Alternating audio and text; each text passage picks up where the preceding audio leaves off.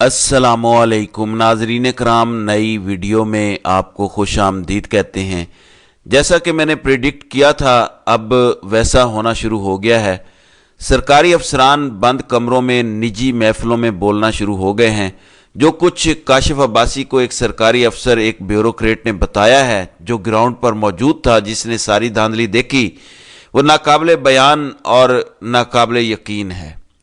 دوسری جانب آج بڑا اہم دن ہے۔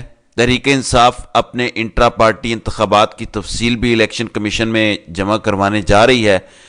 عموماً 7 دن کے اندر انتخابی نشان ویب سائٹ پر ڈال دیا جاتا ہے، لیکن اکبر ایس بابر پہلے ہی پہنچ چکے ہیں الیکشن کمیشن اور انہوں نے وہاں پہ درخواست دائر کر دی ہے۔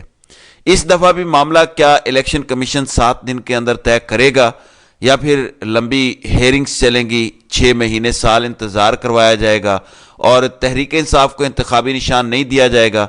کیا معاملہ پھر عدالتوں میں جائے گا؟ ہو سکتا ہے پھر سے پشاور ہائی کورٹ میں معاملہ جائے، کچھ کہہ نہیں سکتے۔ دوسری جانب پشاور ہائی کورٹ نے لارجر بینچ تشکیل دیا ہے 5 ججز پر مشتمل، جو اب سے کچھ دیر بعد سماعت شروع کرے گا اہم ترین کیس کی۔ تحریک انصاف سے جو مخصوص نشستیں لے لی گئی ہیں، جو کہ ان کا حق ہے، اس دھاندلی کے باوجود جو ان کی نشستیں بنتی تھی وہ بھی نہیں دی جا رہی۔ اس پر پشاور ہائی کورٹ ابھی اہم ترین سماعت کرنے جا رہی ہے۔ اس میں نئے نقطے نکالے جا رہے ہیں۔ کہا جا رہا ہے کہ حلف لینا یا نہ لینا پارلیمان کا اختیار ہے، اس میں کسی عدالت کو مداخلت کی اجازت نہیں ہے۔ کیا لوگ بھول گئے ہیں کہ قاسم سوری نے بھی ایک رولنگ دی تھی عدالت نے، جس کے اندر گھس کے آرٹیکل 69 کی دیوار پھلانگ کر ایک رولنگ کو ختم کیا تھا؟ حالانکہ یہ تو الیکشن کمیشن نے اناؤنس کیا ہے کہ ہم ان کو سیٹیں دے رہے ہیں، یہ پارلیمان کا اندرونی معاملہ نہیں ہے، لیکن وہ تو خالصتاً ایک الیکٹڈ پارلیمنٹ کا اندرونی معاملہ تھا، لیکن وہاں سب خوش تھے۔ اور آج وہی منافق کہہ رہے ہیں کہ ہائی کورٹ کیسے کر سکتی ہے۔ تو ہائی کورٹ نے معاونت طلب کی ہے کہ کیا ہماری جورسڈکشن ہے، کیا ہم یہ کر سکتے ہیں؟ آج تک سٹے ملا ہوا ہے اس کیس کا فیصلہ اگر تو کرنا ہے پشاور ہائی کورٹ نے تو یہ جلدی ہوگا، 1-2 سماعتوں میں اس کا فیصلہ کرنا ہے۔ یہ لمبا نہیں چل سکتا کیونکہ ممبرز آف پارلیمان نے حلف اٹھانا ہوتا ہے، وہاں سے پتہ چلے گا کہ معاملات کہاں جائیں گے۔ ناظرین اکرام، تحریک انصاف کے پاس عمران خان کو نکالنے کے علاوہ اس وقت کوئی آپشن نہیں ہے۔ باہر کی قیادت بہت اچھی ہوگی، بہت زیادہ دل سے کام کر رہے ہوں گے، لیکن عمران خان از اے جینٹ، اور یہ انفارچونیٹ ریالٹی ہے کہ اس کے بعد نیچے سارے ہی بونے نظر آتے ہیں۔ اس ٹائم عمران خان کو 190 ملین پاؤنڈ یا القادری ٹرسٹ کیس میں بھی سزا دینے کی طرف معاملات بڑھ رہے ہیں۔ ایسے میں عمران خان کی اگر سائفر اور توشہ خانہ کیس میں بریت ہو بھی جاتی ہے تو یہ نیب کے القادری ٹرسٹ کیس میں سزا سنا دیں گے۔ پھر وہ کیس کتنا عرصہ چلے گا ہم کچھ کہہ نہیں سکتے، کیونکہ فیصلہ سازوں کی یا منصوبہ سازوں کی یہ مرضی ہے کہ عمران خان کو مزید 1.5 سال تک جیل میں رکھا جائے۔ 1.5 سال بڑا امپورٹنٹ نمبر ہے۔ میں 1.5 سال کیوں کہہ رہا ہوں؟ ابھی ہو گیا ہے مارچ، تقریباً 1 سال اور 8 ماہ یا 9 ماہ رہ گئے ہیں ایکسٹینشن ہونے میں۔ عمران خان اگر اس سے پہلے باہر آ جاتے ہیں، اس سسٹم کے لیے خطرہ بن جاتے ہیں، پرابلم کریٹ کرتے ہیں، خاموش نہیں ہوتے، جو کہ عمران خان نے آج بتایا ہے کہ مجھے غلامی تسلیم کرنے کے لیے مجبور کیا جا رہا ہے، میں کسی صورت غلامی تسلیم نہیں کروں گا، کسی صورت اس حکومت کو ہم تسلیم نہیں کریں گے۔ اب تو خیبر پختونخوا سے ایک لانچنگ پیڈ مل گیا ہے، تو تحریک انصاف وہاں بڑے بڑے جلسے کر سکتی ہے، ہر شہر میں جلسے کریں تو ایک مومنٹم بن جائے گا، جلسے سوشل میڈیا کے لوگ کور کریں گے، بات ہوگی، اس طرح ایک مومنٹم بن جائے گا جو سپل اوور کرے گا پنجاب کے لیے۔ اب یہ کیا چاہتے ہیں کہ عمران خان یہ حکومت قبول کر لے، خاموش ہو جائے، تو پھر ہم سوچیں گے کہ کرنا کیا ہے۔ اس سسٹم کو کم از کم 1.5-2 سال چلنے دو، ایکسٹینشن ہو جائے، IMF کا پروگرام چالو ہو جائے، ہو سکتا ہے مکمل بھی کروانے کی بات کریں کہ 3 سال کے لیے خاموش ہو جاؤ، ایک IMF کا پروگرام مکمل ہو جائے 3-3.5 سال کا، 3 سال 6.5 یا 8 ارب ڈالر کا IMF کا پروگرام انہوں نے مانگنا ہے، ہو سکتا ہے 10 ارب ڈالر کا مانگ لیں، اور یہ ممکن ہے کہ دے بھی دے IMF، کیونکہ آخری بار جب ان 2 نورتنوں کی حکومت آئی تھی 2008 میں تو 5 سال کا کیونکہ مینڈیٹ تھا، IMF نے 10 ارب کا پروگرام پاکستان کو دیا تھا۔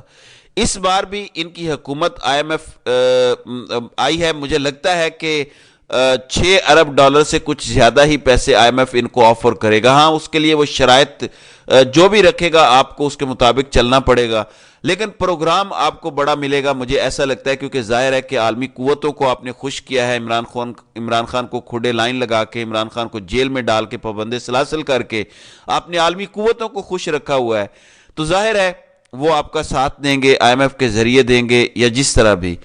تو یہ بات ذہن میں رکھ لیں کہ آج کا دن بہت اہمیت اختیار کر گیا ہے. ایسے میں عمران خان نے کچھ بڑے فیصلے بھی کیے ہیں, شیر افضل مروت کا یہ دعویٰ ہے, اور کسی حد تک تحریک انصاف کے کچھ کرتا دھرتا لوگوں نے اس کی تصدیق بھی کر دی ہے کہ پبلک اکاؤنٹس کمیٹی جو پارلیمنٹ کی ہوگی اس کے سربراہ شیر افضل مروت ہوں گے.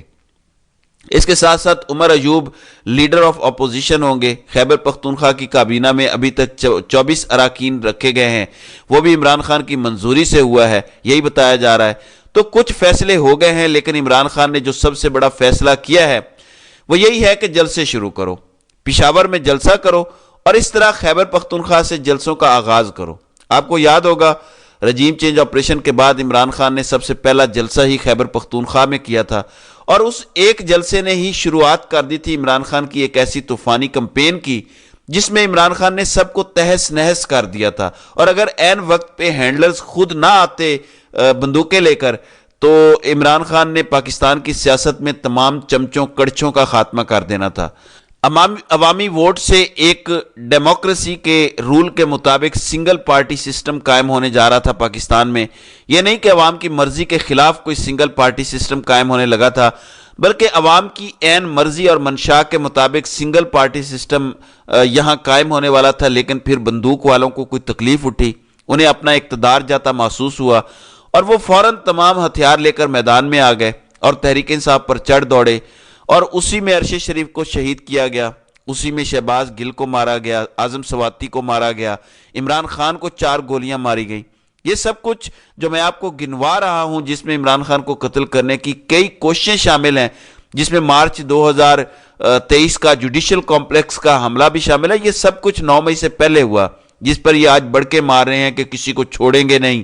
پہلے تو میرا ایک سوال ہے کہ سینکڑوں لوگ آپ نے رکھے ہوئے ہیں, آپ نے اپنی قید میں, ہزاروں لوگ سویلین پولیس کی قید میں ہیں, اور کتنا نہیں چھوڑیں گے؟ کیا لوگوں کو آپ اب سر عام گولیاں ماریں گے؟ اور کیا کرنا ہے آپ نے؟ ماؤں بہنوں کی عزتوں پہ آپ نے ہاتھ ڈال دیا. مجھے بتائیں اور کیا کرنا ہے؟ 9 مئی سے نکالنا کیا ہے آپ نے؟ کوئی ماں بہن بیٹی محفوظ نہیں رہی 9 مئی کے فالس فلیگ آپریشن کے بعد, کوئی پولیٹیکل ایکٹیویٹی نہیں کرنے دی گئی 9 مئی کے بعد, اور کیا کرنا ہے؟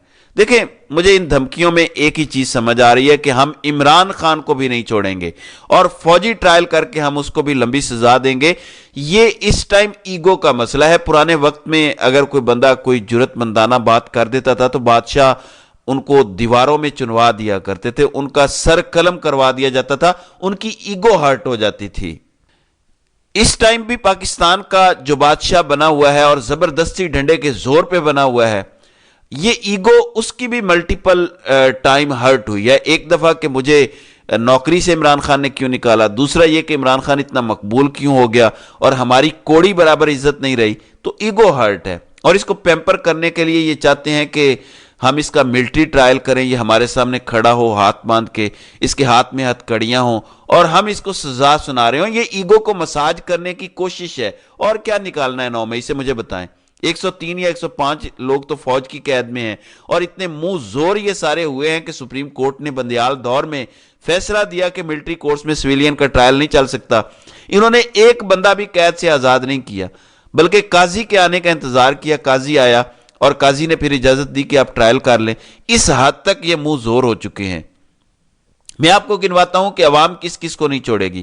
عوام 9 اپریل والوں کو نہیں چھوڑے گی, عوام 25 مئی والوں کو نہیں چھوڑے گی, عوام 23 اکتوبر کرنے والوں کو نہیں چھوڑے گی, عوام 3 نومبر والوں کو نہیں چھوڑے گی, عوام 14 مارچ اور 18 مارچ والوں کو نہیں چھوڑے گی, عوام 8 مارچ والوں کو نہیں چھوڑے گی, عوام 9 فروری 2024 والوں کو نہیں چھوڑے گی. عوام کے پاس تو بڑی تاریخیں ہیں جس میں عوام نے فیصلہ کیا ہے کہ چھوڑنا ہم نے بھی نہیں ہے. اگر یہ لڑائی چلتی رہی تو اینڈ میں تو عوام نے ہی جیتنا ہے. آپ دیکھ لیں, ٹھنڈے دل سے سوچیں تو بنگلہ دیش کی عوام اینڈ میں جیتی انہی سے. اس لیے اس کو سمجھیں, جب عوام کی اکثریت کی بات نہیں مانی جاتی تو ملک تباہ ہو جاتے ہیں.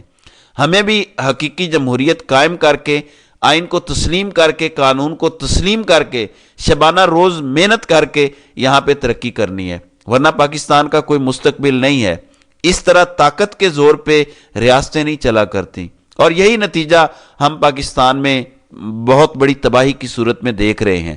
تو ناظرین کرام، آپ کی اس ویڈیو کے حوالے سے کیا رائے ہے؟